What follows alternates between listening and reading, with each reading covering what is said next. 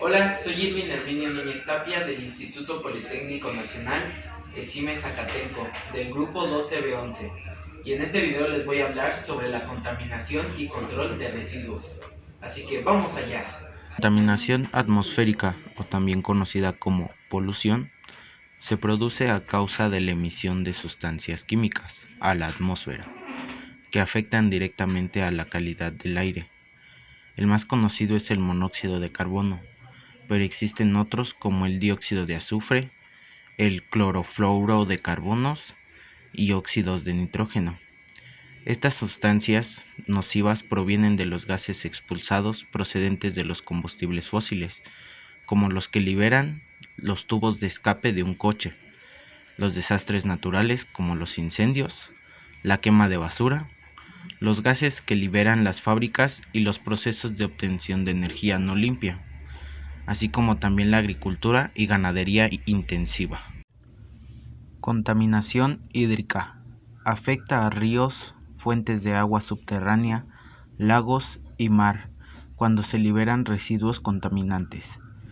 Este tipo de contaminación ambiental afecta directamente a las especies animales, vegetales y también al ser humano, ya que convierte el agua potable en un recurso no apto para su consumo.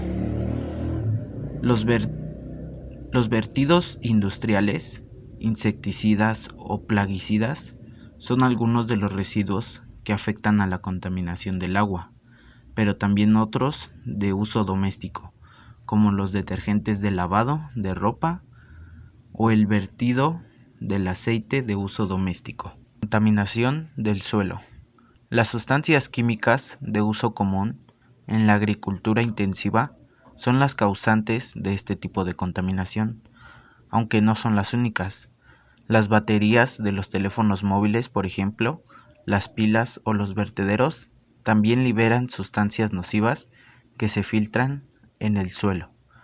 Los principales afectados de este tipo de contaminación son las plantas, árboles y cultivos.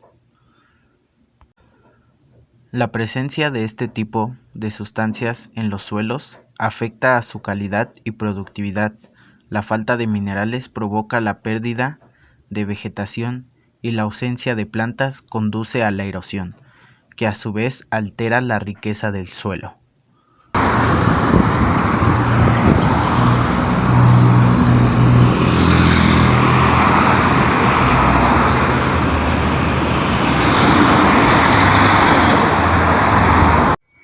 Contaminación acústica.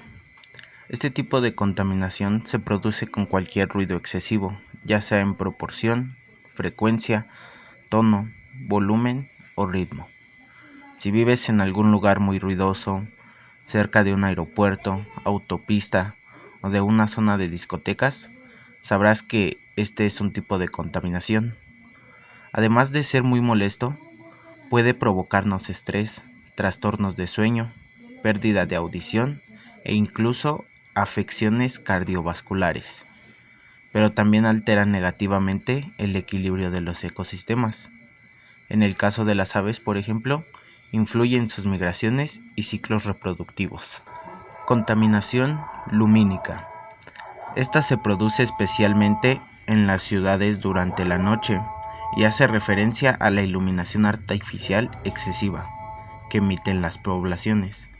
De igual manera que la acústica, este tipo de contaminación ambiental no compromete la supervivencia de los seres humanos. Sin embargo, produce enfermedades como las relacionadas con la visión, alteraciones del sueño o migrañas. También afecta a los ecosistemas nocturnos, ya que provoca a animales e insectos problemas de orientación y alteraciones en sus ciclos biológicos. Contaminación visual. La contaminación visual es todo aquello que altera visualmente el paisaje natural. Hace referencia a todos los elementos que no son naturales y que nos envían estímulos visuales. Pueden ser vallas publicitarias, torres eléctricas o minas a cielo abierto. Nuestro cerebro tiene una determinada capacidad de absorción de datos. El exceso de formas, luces, colores e información hace que no pueda procesar todos estos datos debidamente.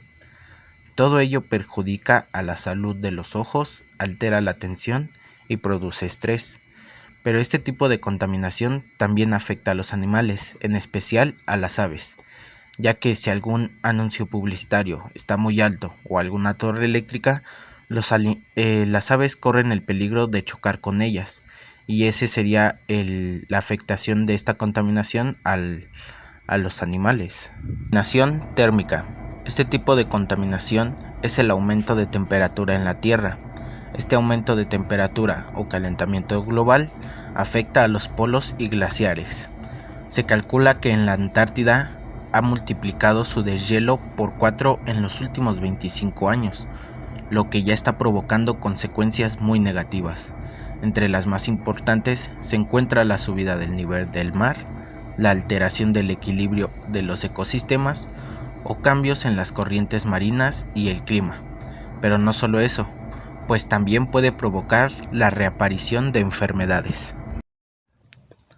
La contaminación ambiental es la introducción de agentes de tipo físico, químico y biológico en el medio natural que alteran las condiciones ambientales, provocando efectos dañinos para la salud, el bienestar y la habitabilidad de la vida animal y vegetal en general. Agentes contaminantes pueden ser sustancias químicas como plaguicidas, herbicidas, cianuro, entre otras, así como también el petróleo, radiaciones, gases contaminantes, residuos urbanos, entre otro tipo de cosas. Se cree que hay dos tipos de contaminación, una que es la contaminación de origen natural, que es generada por la naturaleza, y la contaminación de origen antropotécnica, que es la producida por el hombre. Y pues la mayoría de la contaminación es producida por el hombre, y más que nada por las industrias, el transporte. Fuentes de contaminación. Algunas de las fuentes de contaminación son las emisiones de gases contaminantes, la producción de desechos, tala y quema de bosques, explotación de los recursos naturales, la minería, la agricultura, el comercio, la explotación petrolera, los contaminantes químicos que se producen de la industria química, donde se generan productos tóxicos como ácidos, disolventes orgánicos, plásticos, derivados del petróleo, abonos sintéticos y pesticidas. También los agentes físicos, que provienen de acciones causadas por la actividad del ser humano, como el ruido, la radioactividad, el calor y la energía electromagnética. Y contaminantes biológicos, provocados por la descomposición y la fermentación de los desechos orgánicos, como excrementos, serrín de la industria forestal, papel, desperdicios de las fábricas o los desagües. Desechos tóxicos generados al ambiente y sus alcances de toxicidad. Las sustancias contaminantes más importantes por toxicidad y volumen de producción son los siguientes: los metales pesados, como el mercurio, que causa graves prejuicios en el entorno por su difícil eliminación. Los primeros son los metales pesados, que son un tipo de sustancias tóxicas de carácter constante y efecto bioacumulativo, es decir, no se degradan. Por ejemplo, si una industria sufre una fuga de mercurio en un río o en un entorno fluvial, los seres vivos del ecosistema no tienen defensa para eliminar el mercurio de sus cuerpos. Además, los metales pesados pueden afectar al sistema neurológico, como el mercurio, en el caso del cadmio, puede causar perjuicios en los riñones. En cambio, el plomo afecta el desarrollo mental en los niños. Contaminantes clásicos, que incluyen gases de efecto invernadero y partículas sólidas. Los contaminantes clásicos no son tan tóxicos como los metales pesados. El problema surge en su producción en masa.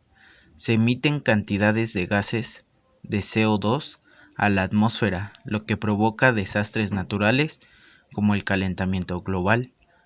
En cambio, los óxidos de nitrógeno contribuyen a la formación de ozono en el suelo y a la niebla urbana.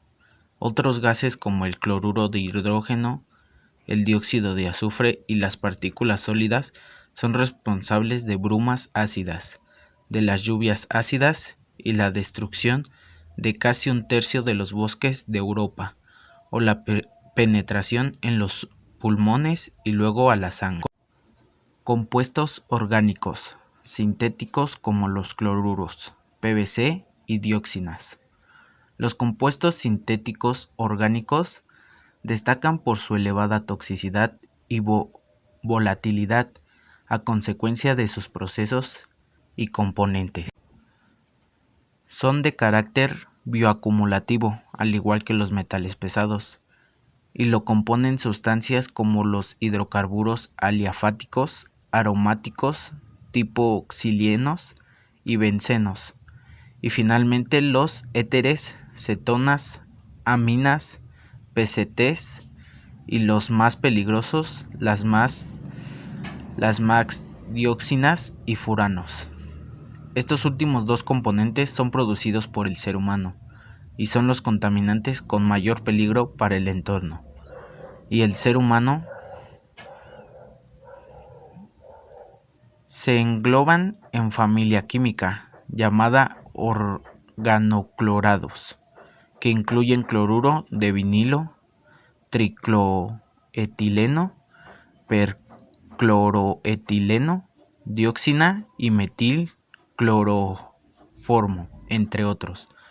Los daños son terribles. Por ejemplo,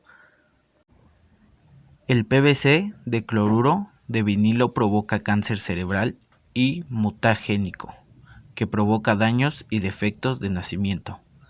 El metilcloroformo se usa para correctores y tintas, además de destruir la capa de ozono, provoca cáncer y enormes daños en el sistema nervioso central. El percloroetileno es utilizado para desengrasar metales y es el causante de la lluvia ácida, además de dañar los riñones y el hígado. Legislación ambiental y regulación de sustancias de alto riesgo. La ley ambiental es un término que se utiliza para referirnos a las regulaciones, estatus, legislación local, nacional e internacional, y tratados diseñados con el fin de proteger el medio ambiente y explicarle a los gobiernos y entidades privadas las consecuencias legales del daño ambiental. Pero, ¿por qué es importante la ley ambiental? Las leyes se establecen por muchas razones: bien público, salud, protección, entre otras. Otras se implementan para evitar otras formas de daño. Las leyes ambientales se promulgan dentro de fronteras nacionales y también como medidas transfronterizas, por motivos como el cuidado de la salud pública o la protección de recursos.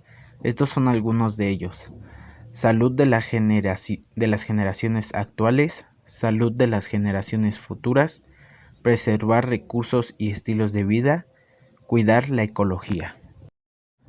Tratamiento de residuos. Composteo. Es un proceso biológico que, bajo ciertas condiciones controladas con oxígeno, transforma los residuos orgánicos en un material llamado compost. Pirólisis. Es la degradación térmica de los residuos en ausencia del oxígeno.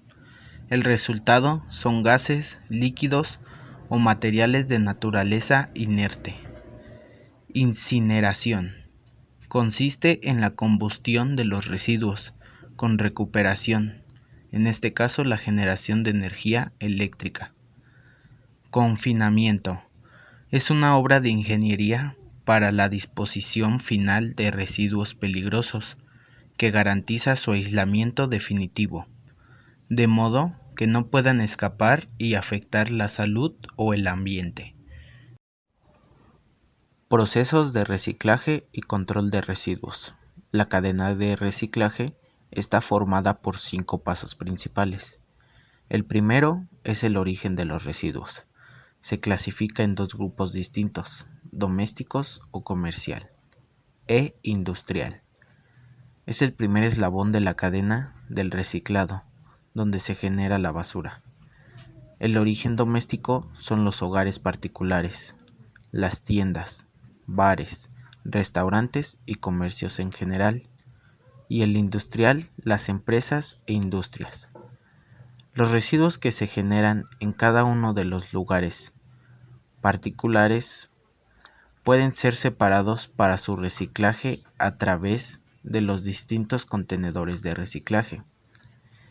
En el caso de las empresas, es a través de la contratación de otras empresas encargadas de esta gestión de residuos, y este paso es muy importante y fundamental para no romper la cadena del reciclaje. El segundo paso es la recuperación, y se trata de la recogida y transporte de la basura dentro de los contenedores correspondientes. Existen contenedores de metal, de plástico o hierro de hasta 40 metros cúbicos, compactadores, destructores y mucha maquinaria que participa en este proceso. El tercer paso es la planta de transferencia. Este eslabón no siempre está presente en la cadena. Este paso se trata de una planta que hace acopio de residuos para reunir la mayor cantidad posible y aprovechar el transporte, sin hacer viajes con poca cantidad de basura. Un ejemplo son las plantas de tratamiento de papel y cartón. Recogen todo el material de ese tipo, lo prensan en grandes cubos y de ahí los llevan al siguiente destino. Esto ayuda a reducir los costes de transporte. El cuarto paso es la planta de clasificación. Se trata de un elemento clave del proceso de reciclado. En este paso, donde se separan y clasifican los residuos de manera que todo quede unificado y reunido en grupos que puedan transportarse por separado. Así se facilita y agiliza el trabajo de las plantas de tratamiento y reciclaje. El paso 5 es el reciclador final. La última etapa de esta carrera de fondo es el tratamiento de los residuos. Existen distintas plantas para tratar los residuos mediante técnicas diferentes. Pueden ser recicladoras de papel y cartón, plástico, metales, madera o vidrio, depósitos controlados comúnmente conocidos como vertederos, o plantas de producción de energía, biomasas, biogás, incineradoras. Además de estas 5 etapas, los distintos materiales pueden pasar por procesos diferentes, dependiendo de sus características. Tras ser tratados, los objetos que empezaron como residuos vuelven a la vida, convertidos en un nuevo objeto. Lo que empezó como un pequeño gesto de un ciudadano responsable, se separó y depositó su basura de manera correcta, acaba dando vida al planeta. Lo que yo haría para eliminar esta contaminación sería no generar tanta basura, al igual que dejar de utilizar el automóvil y empezar a utilizar más el transporte público. Esto sería todo por mi video, espero les haya gustado y que les sirva la información. Gracias.